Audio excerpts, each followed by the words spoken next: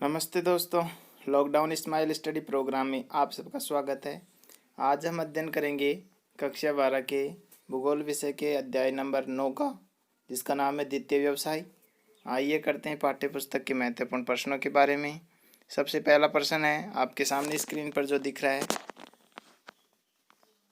निम्न में से कौन सा शक्ति का साधन नहीं है? तो इसमें कोयला भी शक्ति का साधन है, पेट्रोलियम में भी है, जल विद्युत भी है, तांबा शक्ति का साधन नहीं है। तो आंसर आ जाएगा द।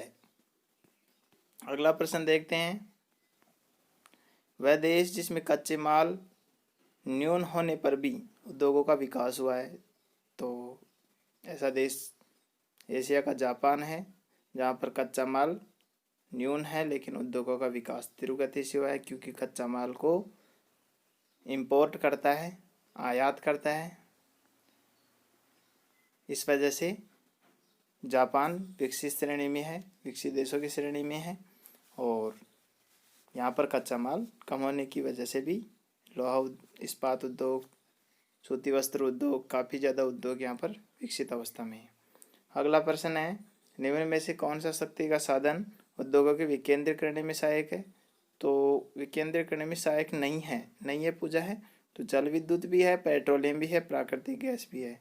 कोयला सहायक नहीं है, तो आंसर आ जाएगा ब, क्योंकि जल विद्युत और पेट्रोलियम, प्राकृतिक गैस, इनको तारों के माध्यम से या पाइपलाइन के माध्यम से एक स्थान से दूसरे स्थान पर ले जाया जा सकता है, लेकिन कोयले को तो बिना यातायात के साधनों से नहीं ले जा सकता।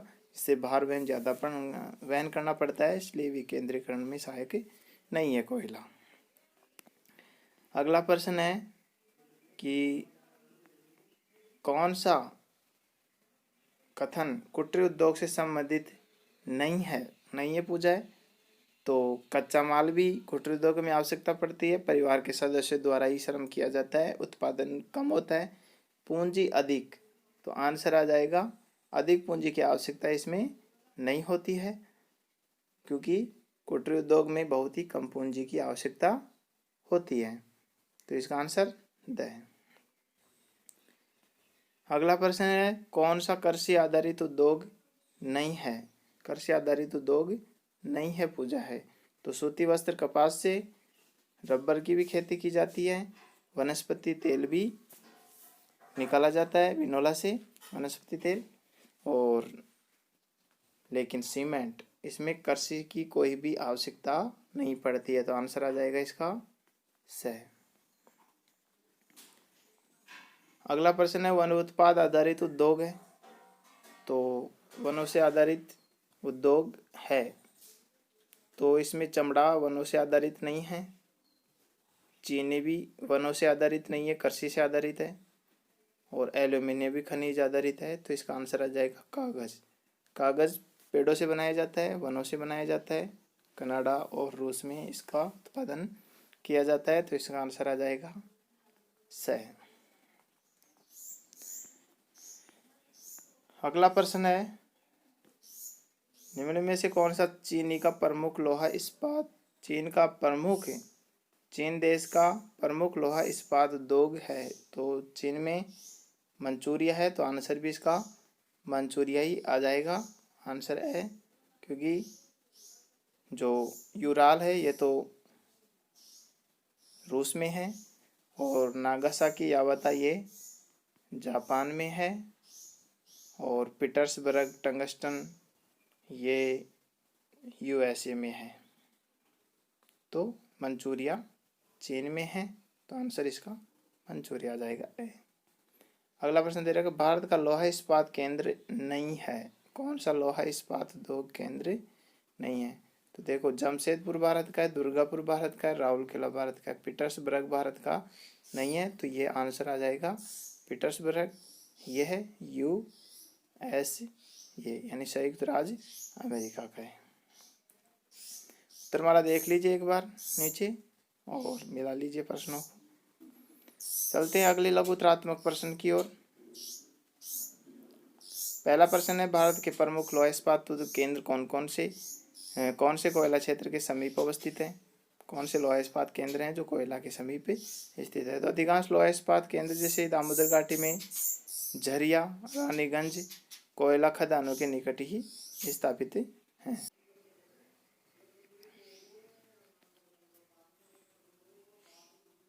अगला प्रश्न है लोहा इस्पात निर्माण की विधियों के नाम बताइए। तो ये लोहा इस्पात की प्रमुख विधियां नीचे दे रखी हैं। बेसिमर विधि, उन्मुक्त भट्टी विधि और विद्युत भट्टी विधि। तो ये 3 विधियां हैं जिससे लोहा इस्पात निर्माण किया जाता है।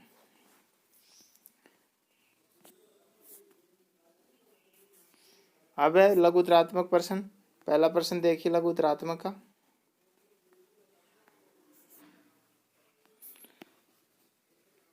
लोहा इस्पात उत्पादन देशों के नाम बताइए। तो लोहा इस्पात उद्योग केंद्रीकरण अमेरिका, यूरोप और एशिया में। विकसित देशों में वह है चीन, संयुक्त राज्य अमेरिका जिसको यूएसए भी बोलते हैं, विकसित देश है। जापान, रूस, जर्मनी विश्व के प्रमुख लोहा इस्पात उत्पादक केंद्र हैं। इसके अलावा दक्षिण Korea, Ukraine, Brazil, Italy. Bharat में भी लोहा इस्पात उत्पादन होता है। चीन विश्व का सबसे बड़ा और जापान दूसरा इस्पात उत्पादन केंद्र है। चीन तो प्रथम स्थान पर है, ठीक है, और जापान सेकंड स्थान पर है। जापान में कच्चा माल उत्पादन नहीं होता है, लेकिन फिर भी इस लोहा इस्पात उद्योग में दूसरा स्थान रखता है क्योंकि ये इंपोर्ट करता है, आयात करता है। अगला प्रश्न है वस्त्र निर्माण उद्योग का संक्षिप्त वर्णन कीजिए। वस्त्र निर्माण उद्योग आरंभ कुटीर उद्योग से हुआ है। आज यह प्रमुख मुख्य उद्योग औद्योगिक देशों में उच्च कोटि का उद्योग है और आधुनिक वस्त्र निर्माण उद्योग का प्रारंभ औद्योगिक क्रांति के बाद हुआ है। और वस्त्र निर्माण उद्योग सूती वस्त्र उद्योग, ऊनी वस्त्र, रेशमी वस्त्र, पटसन, जूट उद्योग को सम्मिलित किया जाता है। तो इस प्रकार के उद्योग।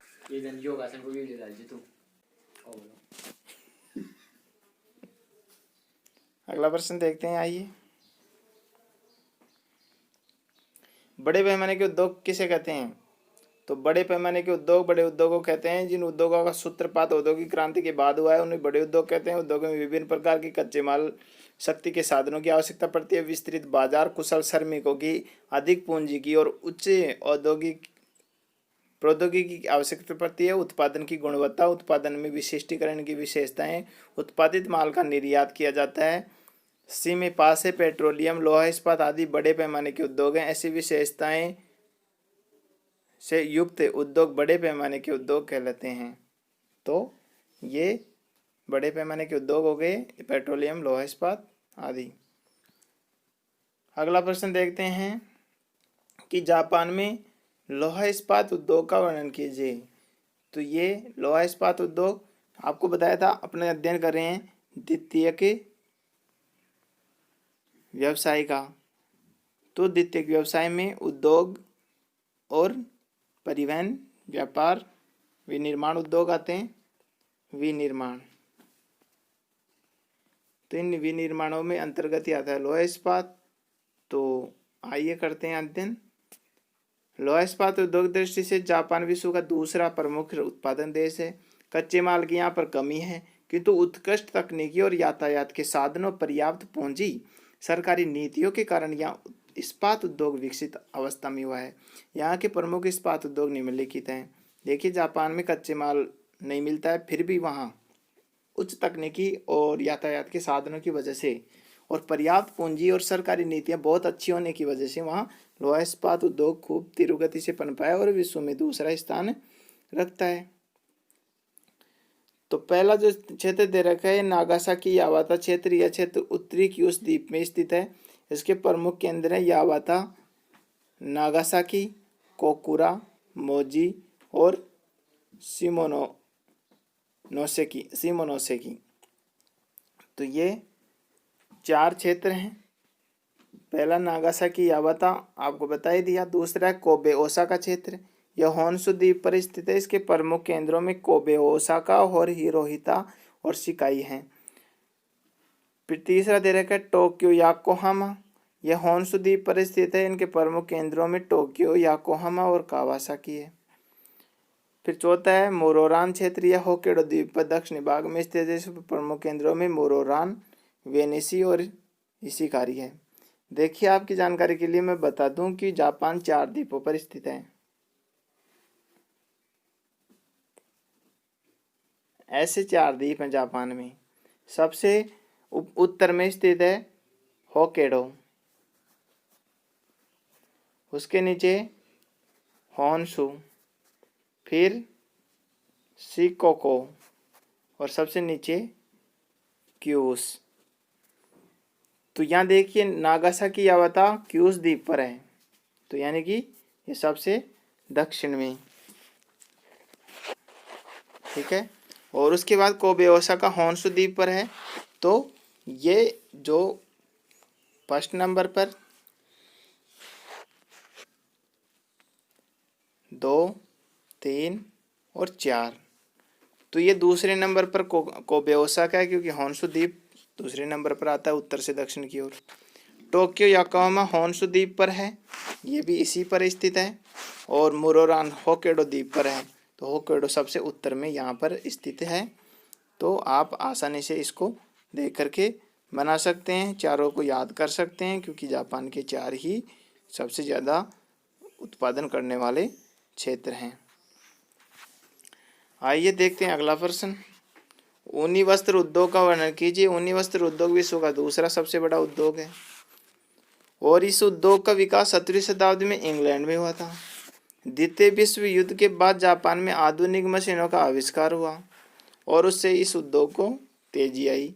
और स्थानीयकरण के कारण ऊनी वस्त्र उद्योग के प्रमुख स्थानीयकरण कारण आगे दे रखे हैं। आइए देखते हैं आगे। स्थानीयकरण के कारणों में पहला कारक है कच्चे माल की प्राप्ति, दूसरा है बाजार, कुशल श्रमिक, स्वच्छ जल की आपूर्ति, शक्ति के साधनों की उपलब्धता, पर्याप्त पूंजी।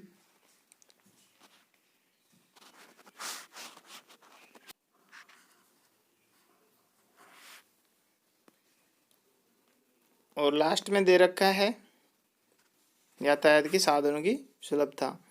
तो ये कच्चे माल, बाजार की कुशल श्रमिक, जल आपूर्ति, शक्ति के साधन, पर्याप्त पूंजी और यातायात के साधन, इन सभी जहाँ पर ज़्यादा मिलेंगे, जहाँ पर इनकी उपलब्धता होगी, वहाँ पर यह उद्योग, वस्त्र उद्योग अधिक विकसित होगा। तो इनकी आवश्यकता पड़ती है उद्योग को स्थापित करने के लिए।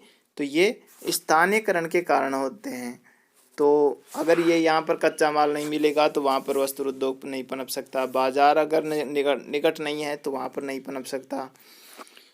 तो ये सभी आवश्यकताएं हैं, कुल 7 स्थानीयकरण के कारण है। तो इनको अच्छे से रट लीजिए, याद कर लीजिए, दिमाग में बिठा लीजिए।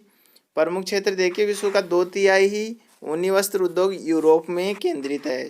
रूस, चीन, जापान, जर्मनी, भारत, संयुक्त राज्य America, Romania, Poland, great Britain आदि प्रमुख ऊनी वस्त्र उत्पादक देश हैं। दक्षिणी गोलार्ध के प्रमुख ऊनी वस्त्र उत्पादन देशों में ऑस्ट्रेलिया, न्यूजीलैंड, दक्षिणी अफ्रीका, उरुग्वे, जहाँ विश्व का मात्र 5% ऊनी वस्त्र उत्पादन होता है। तो ये प्रमुख क्षेत्र हैं जहाँ पर ऊनी वस्त्र का उत्पादन किया जाता है। तो दोनों गोलार्धों की बात बता रखा है, उत्तरी गोलार्ध में भी और दक्षिणी गोलार्ध में भी। तो एक बार इन देशों को फिर से देख लीजिए और मानचित्र लेकर के मानचित्र में इनको मेंशन करने की कोशिश कीजिए, मानचित्र में भरिए, तभी जाके इन देशों को नाम याद रख सकते हैं और उनकी स्थिति, लोकेशन को भी याद रख सकते हैं। अक्सर पूछा जाता है इनको एग्जाम के बारे में। तो रूस देखिए सबसे उत्तर में सबसे बड़ा देश, उसके दक्षिण में चीन, फिर जापान प्रशांत महासागर के पश्चिमी किनारे पर, और जर्मनी यूरोप के दक्षिण में। भारत जानते हैं आप, संयुक्त राज्य अमेरिका यूएसए जिसको सभी लोग जानते हैं, उत्तरी अमेरिका में है, रोमानिया जो अफ्रीका में है, पोलैंड यूरोप में, ग्रेट ब्रिटेन जानते हैं आप। दक्षिणी गोलार्ध में देखिए ऑस्ट्रेलिया, न्यूजीलैंड, दक्षिण अफ्रीका, उरुग्वे जो दक्षिण अमेरिका में है। तो इसको आप दक्षिण अमेरिका में ढूंढिए, एटलस में ढूंढिए। विश्व का 5% ऊनी वस्त्र उत्पादन करते हैं दक्षिणी गोलार्ध में। तो अगला प्रश्न है, निबंधात्मक प्रश्न आ गए हैं। अब औद्योगिक पहला प्रश्न है, औद्योगिकरण के स्थानीयकरण के कारकों का वर्णन कीजिए। वही कारक आएंगे जो अभी आपको मैं बताया। इस कारक जो किसी उद्योग की स्थापना में अपनी महत्वपूर्ण भूमिका निभाते हैं। स्थानीयकरण के कारणों में प्रमुख माना जाता है। औद्योगिकरण स्थानीयकरण के प्रमुख कारण निम्नलिखित हैं। आइए देखते हैं कौन कौन से हैं। पहला है कच्चा माल। तो कच्चा माल किसी उद्योग का आधार है। कच्चा माल सुगमता पूर्वक, पर्याप्त और सस्ते दर पर उपलब्ध होना चाहिए। जिन उद्योगों में प्रयुक्त कच्चा माल भारी, सस्ता और निर्माण के दौरान वजन कम होता है, वे उद्योग कच्चे माल के उद्योग के समीप अवस्थित होते हैं।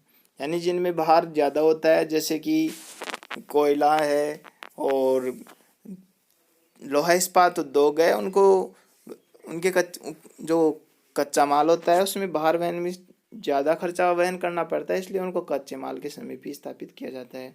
जैसे जल्दी खराब होने वाली वस्तुओं के संबंधित उद्योग, फल, सब्जी, दूध, मछली आदि कच्चे मालों के स्रोतों के समीप ही स्थापित करते हैं, और जल्दी खराब होने वाले के नज़दीक भी वहीं स्थापित करते हैं उद्योगों। गैर ह्रास मूल उद्योग जैसे सूती वस्त्र उद्योग है, जैसे सूती वस्त्र कपास से बनता है। तो कपास अगर 100 किलो कपास है तो 100 किलो कपास को कितनी दूर ले जा करके कपड़ा बनाएंगे तो 100 किलो ही कपड़ा प्राप्त होगा। और अन्य जो उद्योग हैं उनमें वेस्टेज मटेरियल ज़्यादा खर्चा हो जाता है, तो वहाँ पर उद्योग स्थापित नहीं हो सकता। कच्चे माल के स्रोत तथा अथवा बाजार कहीं भी स्थापित किया जा सकता है और उससे परिवहन व्यय कोई भी अंतर नहीं आता है। अगला दे रखा है शक्ति के साधन। कोयला, पेट्रोलियम, जल विद्युत, प्राकृतिक गैस ये शक्ति के साधन है। वे परमाणु ऊर्जा शक्ति का साधन भी है। लोहा इस्पात उद्योग कोयले की खदानों के समीप स्थापित होते हैं। एल्यूमिनियम उद्योग सस्ते जल विद्युत उत्पादन केंद्रों के समीप होते हैं। जल विद्युत तारों से संप्रेषण और पेट्रोलियम, प्राकृतिक गैस पाइपलाइन सुविधाजनक है। अतः उद्योगों में विकेंद्रीकरण की प्रवृत्ति बढ़ रही है, तो इनको पाइपलाइनों से या जल विद्युत तारों से एक स्थान से दूसरे स्थान पर ले जाया जा सकता है, इसलिए इनके समीप उद्योगों को स्थापित करने की कोई आवश्यकता नहीं है। ये तारों से, पाइपलाइनों के माध्यम से कहीं भी दूर ले जाए जा सकते हैं। अगला दे रखा है परिवहन व संचार के साधन। परिवहन व संचार परिवहन लागत का औद्योगिक इकाई की अवस्थिति में महत्वपूर्ण स्थान है, क्योंकि अधिकांश खर्चा परिवहन लागत में होता है। संचार साधनों का महत्व भी औद्योगिक विकास में सहायक है। उनकी सुलभता औद्योगिकरण को प्रभावित करती है। जहाँ आसानी से परिवहन के साधन और संचार के साधन उपलब्ध होते हैं, वहाँ उद्योगों का तीव्र गति से विकास होता है, और जहाँ आसानी से और संचार के साधन उपलब्ध नहीं होते हैं, वहाँ विकास नहीं होता है। बाजार, उद्योगों के स्थानीयकरण का प्रमुख कारण बाजार भी है। अगर माल उत्पादन कर दोगे तो उसको खपत करने के लिए बाजार की आवश्यकता पड़ेगी, जनसंख्या की आवश्यकता पड़ेगी। अधिक क्रय शक्ति और सघन आबादी वाले उद्योगों को वृहत बाजार उपलब्ध कराती है, तो बाजार की उपलब्धता भी होनी चाहिए।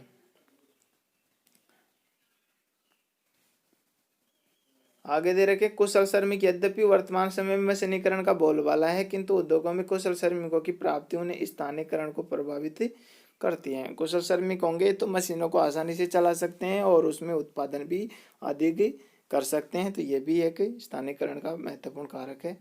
पूंजी, अब पूंजी बिना कुछ भी नहीं है। पूंजी की आवश्यकता पड़ती है हर क्षेत्र में, चाहे श्रमिकों को उनका मेहनताना देना हो, या फिर मशीनें खरीदनी हो, या बिजली का बिल भरना हो, या कुछ भी कच्चा माल खरीदना हो, तो पूंजी की आवश्यकता पड़ेगी। या उद्योग को स्थापित करना है, आधारभूत ढांचा बनाना हो, तो सब में आवश्यकता पड़ती है।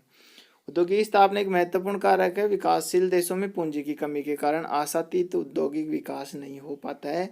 वो विकसित देशों की ओर निगाहें करते रहते हैं कि वो आए और विकासशील देश में आकर के कोई उद्योग लगाएं, ठीक है, तो यहाँ पर आकर के उद्योग स्थापित करेंगे और तब जाकर के इसका विकास होगा।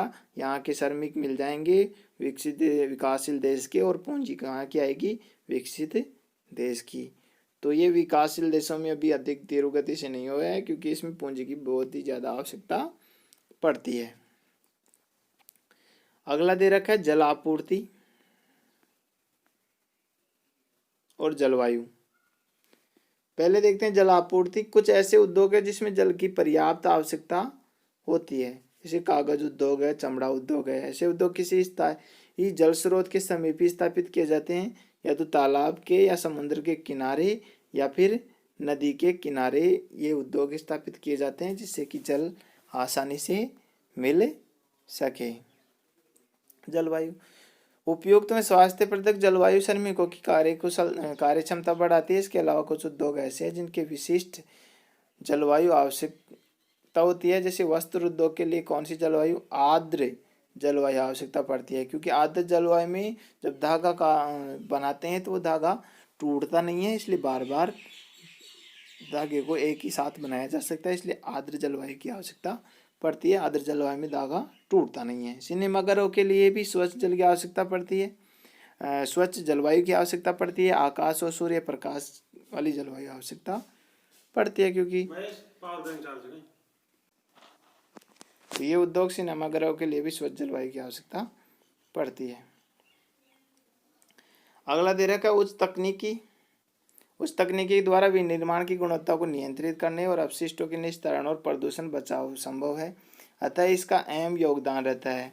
इन सभी कारकों के अलावा सरकारी नीतियाँ, सस्ती भूमि, राजनीतिक स्थिरता, बैंकिंग, बीमा संबंधी सुविधाएं भी मिलती हैं। उद्योगों के स्थानीयकरण के महत्वपूर्ण भूमिका निभाने वाले कारक हैं ये, और इस प्रकार उस तकनीकी की भी आवश्यकता पड़ती है जो स्थानीयकरण के लिए महत्वपूर्ण आवश्यक कारक है। अब देखते हैं अगला प्रश्न उद्योगों के वर्गीकरण के बारे में, कि कितने प्रकार के उद्योग होते हैं, किस प्रकार इनको वर्गीकृत किया जा सकता है। वर्ग कई आधारों पर किया जाता है। उद्योगों को आकार के आधार पर, उनमें प्रयुक्त कच्चे माल के आधार पर, उत्पादन और स्वामित्व के आधार पर वर्गीकृत किया जा सकता है। आकार के आधार पर उद्योगों का वर्गीकरण। उद्योगों का आकार उनके निवेशित पूंजी, कार्यरत श्रमिक और श्रमिकों की संख्या और उत्पादन की मात्रा द्वारा निर्धारित किए जाते हैं। तो ये तीन कारक हैं। पहला उसमें निवेशित पूंजी, दूसरा कार्यरत श्रमिकों की संख्या, तीसरा उत्पादन की मात्रा द्वारा निर्धारित होते हैं। इस अवसर पर उद्योगों को निम्नलिखित भागों में बांटा जा सकता है। देखिए आगे कौन कौन से प्रकार हैं। तीन प्रकार से आकार के आधार पर। पहला है कुटीर उद्योग, दूसरा है लघु उद्योग, तीसरा है बड़े पैमाने के उद्योग। कुटीर उद्योग ये उद्योग परिवार के सदस्यों द्वारा घर पर ही स्थानीय कच्चे माल द्वारा कम पूंजी और साधारण औजारों के द्वारा संचालित किए जाते हैं, इससे दैनिक जीवन के उपभोग की वस्तुएं भी बनाई जाती हैं। तो ये घर की चार दीवारी में रह करके घर के परिवार के सदस्यों के द्वारा ही कम पूंजी के द्वारा और कम संसाधनों के द्वारा, साधारण औजारों के द्वारा ही ये कार्य किया जाता है, जिसको कुटीर उद्योग की श्रेणी में रखा जाता है। अब इसमें देखिए झाड़ू बनाना, या फिर वो गर्मियों के दिनों में पंखा बनाना, जिसको और भी जैसे टोकरियाँ बनाना, चटाई बनाना, ठीक है, पैरदान बनाना, ऐसे छोटे छोटे जो हथकरघा उद्योग हैं वो कुटीर उद्योग के अंतर्गत ही आते हैं। दूसरा दे रखा है लघु उद्योग। ये छोटे पैमाने के उद्योग है जिसमें स्थानीय कच्चे माल का उपयोग होता है और अर्ध कुशल श्रमिकों की आवश्यकता पड़ती है, यानी पूर्ण कुशल श्रमिकों की आवश्यकता नहीं, अर्ध कुशल से काम चल जाएगा। इनमें छोटे हल्के शक्ति के साधनों, चलने वाले यंत्रों का भी उपयोग किया जाता है।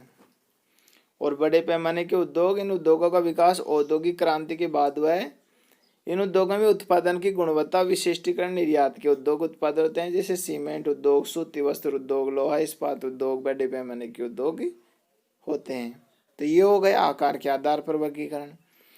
अगला देखिए कच्चे माल के आधार पर वर्गीकरण। कच्चे माल के आधार पर उद्योगों का वर्गीकरण आगे दे रखा है। अब कच्चा माल कहाँ कहाँ से मिलता है उसके आधार पर है। पहला देखिए कृषि आधारित, यानी कि कृषि द्वारा कच्चा माल प्राप्त करके इस उद्योग की स्थापना की जा सकती है। ऐसे उद्योग जिनके लिए कच्चा माल कृषि से प्राप्त होता है इसमें कृषि आधारित उद्योग कहते हैं। सूती, रेशमी, जूट उद्योग, चाय, कहवा, कोको पर आधारित उद्योग कृषि आधारित उद्योग है। खनिज आधारित उद्योग, इन उद्योगों में खनिजों को कच्चे माल के रूप में उपयोग किया जाता है। लोहा इस्पात उद्योग, एल्यूमिनियम आदि धात्विक खनिजों का तथा सीमेंट उद्योग में अधात्विक खनिजों का उपयोग होता है।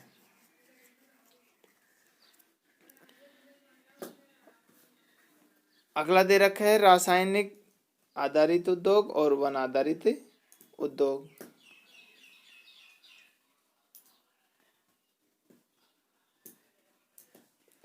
रसायन आधारित उद्योग, इन उद्योगों में प्राकृतिक रूप से प्राप्त रासायनिक खनिजों का उपयोग होता है, जैसे पेट्रो रसायन उद्योग, रासायनिक उर्वरक, पेंट, वार्निश, पेट्रोकेमिकल आदि द्वारा रासायनिक उद्योगों की स्थापना की जा सकती है।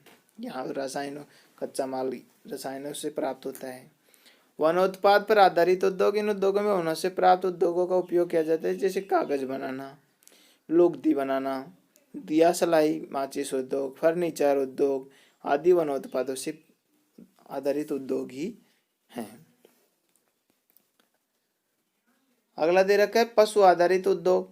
चमड़ा उद्योग, ऊन उद्योग इसके अंतर्गत आते हैं। चमड़ा उद्योग के लिए चमड़ा, ऊनी वस्त्र उद्योग के लिए ऊन पशुओं से ही प्राप्त होता है, इसलिए पशु आधारित उद्योग हो गया चमड़ा और ऊन उद्योग। ये भी कच्चा माल कहाँ से प्राप्त हो रहा है? पशुओं से प्राप्त हो रहा है।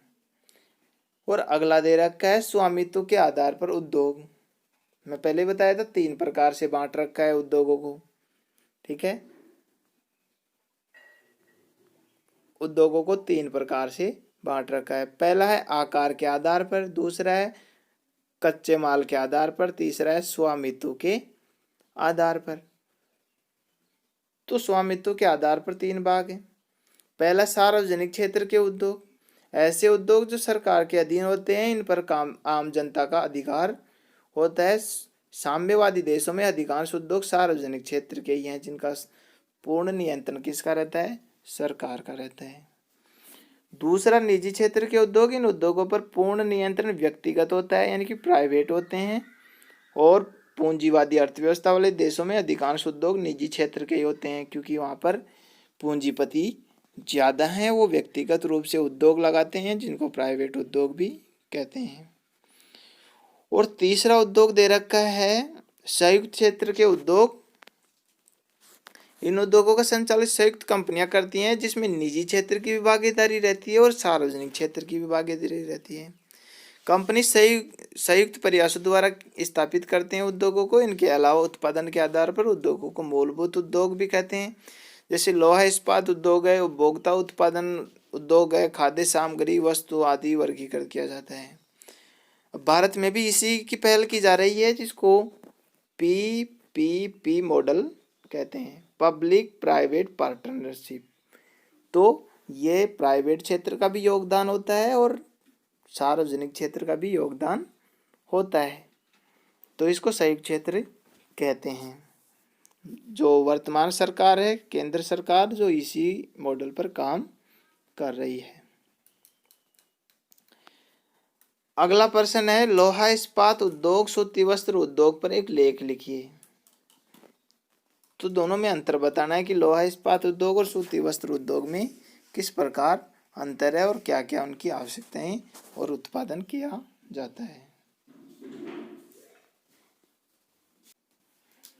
आधुनिक उद्योग युग भी कहा जाता है, जिसकी आधारशिला है लोहा इस्पात उद्योग। आधुनिक निर्माण उद्योग में सबसे अधिक महत्वपूर्ण लोहा इस्पात का निर्माण है, क्योंकि अन्य निर्माण उद्योगों के लिए लोहा इस्पात कच्चे माल की तरह प्रयुक्त होता है, अतएव इसके आधारभूत उद्योग या धुरी उद्योग भी कहते हैं। यानी कोई भी उद्योग स्थापित करते हैं तो उसमें लोहे की आवश्यकता पड़ती है, तो इसे लोहा इस्पात उद्योग कहते हैं।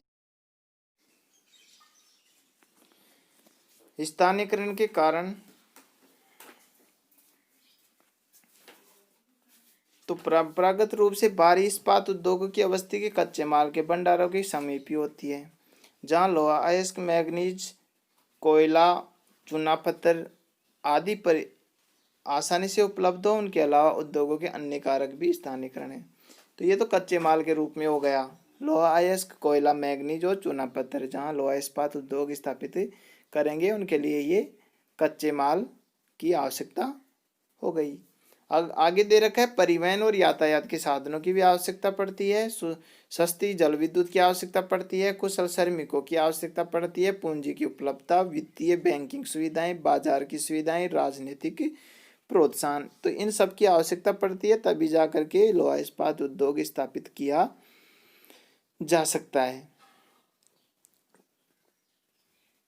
तो लोहा इस्पात उद्योग विश्व वितरण आगे दे रखा है। विश्व के विकसित देशों में लोहा इस्पात उद्योग अधिक केंद्रीकरण हुआ है। चीन, संयुक्त राज्य अमेरिका, जापान, रूस, जर्मनी प्रमुख लोहा इस्पात उत्पादक देश हैं। इसके अलावा दक्षिणी कोरिया, यूक्रेन, ब्राजील, इटली और भारत में भी लोहा इस्पात उत्पादक होता है। पहला देखिए, चीन यह विश्व का सबसे बड़ा इस्पात उत्पादक केंद्र है, जहाँ प्रमुख इस्पात उत्पादन नीचे दे रखा है। इनके प्रमुख क्षेत्र है मंचूरिया क्षेत्र जो चीन में स्थित है, आनसान और फुसुन इसके प्रमुख दो क्षेत्र दे रखे हैं मंचूरिया के। उत्तरी चीन क्षेत्र में जिसमें पाओटाओ और बीजिंग और टिटसिन ये 3 क्षेत्र हैं उत्तरी चीन के, जहाँ लोहा इस्पात उत्पादन किया जाता है। यांगटीसी क्यांग घाटी क्षेत्र जो यांगटीसी क्यांग नदी के किनारे पर घाटी क्षेत्र है, वहाँ पर वुहान, संगाई, होकाऊ और चुंगकिंग ये प्रमुख क्षेत्र हैं। अन्य जो क्षेत्र दे रखे हैं वो केंटन और कुनमिंग और सिकटाओ है। तो इनको मानचित्र में देखिए। आपको करना क्या है कि इन्हीं क्षेत्रों को मानचित्र में देखना है। कौन से? जो ये क्षेत्र दे रखे हैं, मंचूरिया, उत्तरी चीन और यांगटीसी क्यांग। इन क्षेत्रों को भी देख लीजिए, लेकिन इतना ज़्यादा महत्वपूर्ण नहीं है। आपके अगर यही याद रह जाएंगे तो बहुत अच्छी बात है। आगे दे रखा है जापान। जापान विश्व का दूसरा बड़ा उत्पादक केंद्र है किसका? लोहा इस्पात का, जहाँ पर नागासाकी यावा था। आपको पहले चित्र बना के बताया था कि जापान 4 द्वीपों पर स्थित है। सबसे उत्तर में होक्काइडो द्वीप है, फिर उसके दक्षिण में होन्शु द्वीप है, फिर उसके नीचे शिकोको है और सबसे नीचे क्यूस है। तो ये क्यूस द्वीप में स्थित है नागासाकी यावा था। तो सबसे दक्षिण में 4 नंबर पर, ये 3 नंबर, ये 2 नंबर, 1 नंबर, उत्तर से दक्षिण की ओर। कोबे ओसाका होन्शु द्वीप पर स्थित है, यानी कि 2 नंबर पर यहाँ पर स्थित है। कोबे ओसाका हिरोहिता और शिकाई है। टोक्यो जो जापान की राजधानी भी है, टोक्यो याकामा जो होन्शु द्वीप पर स्थित है। यहाँ पर प्रमुख केंद्रों में टोक्यो, याकोहामा और कावासाकी है। मोरोरान जो क्षेत्र है वो होक्काइडो द्वीप पर है। तो सबसे उत्तर में होक्काइडो द्वीप यहाँ पर। इसके प्रमुख केंद्रों में मोरोरान और वेनेसी और इशिकारी है। आगे देखिए, संयुक्त राज्य अमेरिका भी लोहा इस्पात उद्योग में अग्रणी देश है। जो स्थानीय उपलब्धता के आधार पर प्रमुख लोहा इस्पात निम्नलिखित हैं। पीटर्सबर्ग, यंगस्टन, इसके प्रमुख केंद्रों में पीटर्सबर्ग, यंगस्टन, ब्रेडार्ड और जॉर्जटाउन, हेम्पस्टेड है। शिकागो गेरी क्षेत्र, इसके प्रमुख केंद्रों में शिकागो, गेरी और मिलवाउकी शामिल है। ईरी झील, इसके प्रमुख केंद्रों में डेट्रॉइट, बफेलो और क्लीवलैंड और टोलेडो शामिल है। मध्य अटलांटिक क्षेत्र में स्पेरोज पॉइंट और एलनटाउन और स्टिल्टन है। अलाबामा क्षेत्र में इसमें अलाबामा, बर्मिंघम स्थित है और पश्चिमी क्षेत्र में इसमें प्यूक्ला और सैन फ्रांसिस्को, लॉस एंजलिस स्थित है। तो इनको भी संयुक्त राज्य अमेरिका में देख लीजिए मानचित्र में, एटलस में, और मानचित्र में मेंशन करने की कोशिश कीजिए। कुछ इस प्रकार का मानचित्र है संयुक्त राज्य अमेरिका। सेंट पीटर्सबर्ग यहाँ पर स्थित है।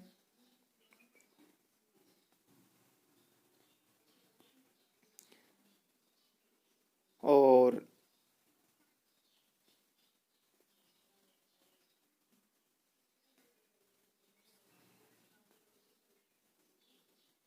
दूसरा दे रखा है शिकागो गेरी, तो वो यहाँ पर स्थित है।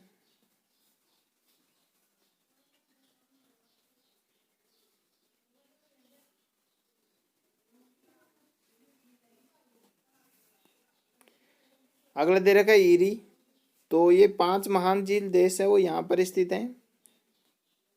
तो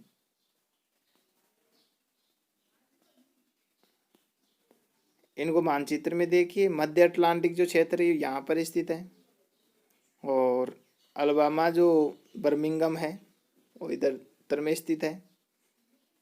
सैन फ्रांसिस्को, लॉस एंजिल जो इस पश्चिमी किनारे पर स्थित है। तो इनको मानचित्र में मेंशन करने की कोशिश कीजिए, तभी जाकर के आपके स्थायी रूप से याद रह सकते हैं। अगला जो क्षेत्र दे रखा है वो रूस का है।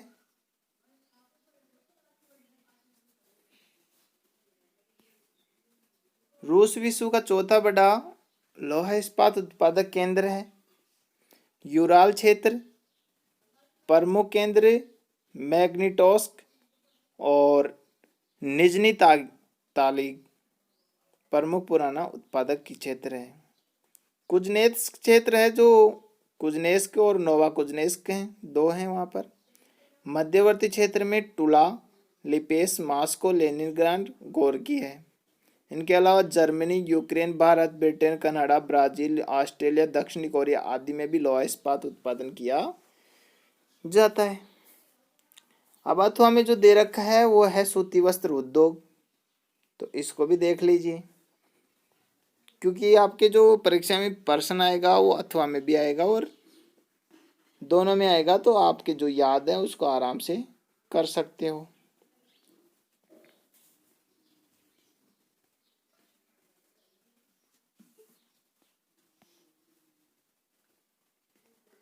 सूती वस्त्र उद्योग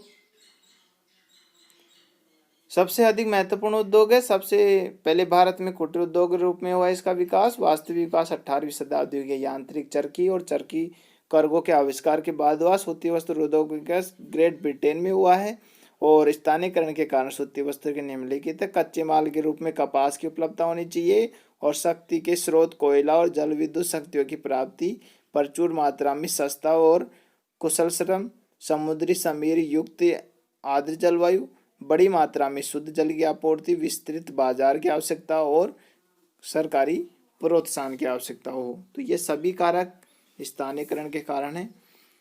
सूती वस्त्र उद्योग का वितरण। विश्व के लगभग 40 देशों में सूती वस्त्र निर्माण की मिलें हैं और प्रमुख देश हैं जैसे चीन है, पूर्वी सोवियत संघ रूस है, संयुक्त राज्य अमेरिका है, भारत, जापान, पोलैंड है, यूनाइटेड किंगडम है, हांगकांग, पूर्वी और पश्चिमी जर्मनी, फ्रांस, चेकोस्लोवाकिया जो यूरोप के देश हैं, वहाँ पर ये सूती वस्त्र उद्योग खूब तीव्र गति से पनप रहा है।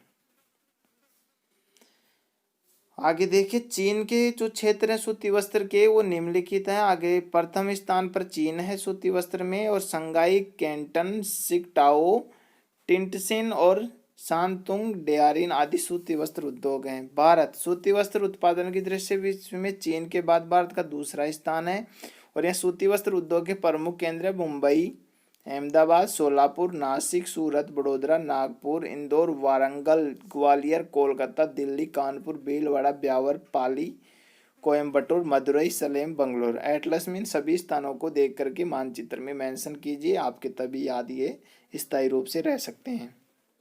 संयुक्त राज्य अमेरिका सूती वस्त्र उद्योग की अधिकांश मिलें पूर्वी भाग में अपलेशियन पर्वत जो पूर्वी भाग में स्थित है वहाँ पर है। सबसे पहले न्यू इंग्लैंड राज्य में सूती वस्त्र उद्योग का निर्माण हुआ। ये न्यू इंग्लैंड यूएसए में ही है, संयुक्त राज्य अमेरिका में ही है। दक्षिण एप्लेशियन राज्यों में सर्वाधिक विकास हुआ और मध्य अटलांटिक क्षेत्र में सूती वस्त्र का उत्पादन हुआ। सूती वस्त्र उत्पादन देशों में सूती धागे का वार्षिक उत्पादन निम्नलिखित है। तो आगे देखिए वार्षिक उत्पादन किस प्रकार हो रहा है। चीन में देखिए वार्षिक उत्पादन 26.4%, भारत में 21% और संयुक्त राज्य अमेरिका में 14.7%, पाकिस्तान में 10.7% और इंडोनेशिया में भी 7% और ब्राज़ील में 3.8 और टर्की में 3.7, दक्षिणी कोरिया में 2.2 और इटली में 2%। तो ये प्रमुख उत्पादक प्रतिशत है कि सबसे ज़्यादा चीन, फिर भारत का स्थान आता है, फिर संयुक्त राज्य अमेरिका का आता है। तो ये 3 स्थान तो जरूर याद ही रख लीजिए। भारत इसमें सूती वस्त्र उद्योग देशों में दूसरा स्थान रखता है। अब कुछ मानचित्र हैं जो आपके अंकित प्रश्नों के रूप में लोहा इस्पात उद्योग, इनको आराम से आप पहले भी मैं आप वीडियो में बता चुका हूँ ये मानचित्र, और एक बार फिर से देख लीजिए। San Francisco, Los Angeles, Chicago, Petersburg, Birmingham, Buffalo, प्रशांत महासागर के आसपास का क्षेत्र दक्षिणी अमेरिका में Sao Paulo, Santiago, Rio de Janeiro, Santos, Glasgow, Birmingham दो है, यूएसए में भी है, और पीटर्सबर्ग भी दो हैं, यूएस में भी है। लिल्ले, रूर और सार, किरबोइराग, मास्को, लेनिनग्राड को पीटर्सबर्ग भी कहते हैं, तो याद रखिएगा।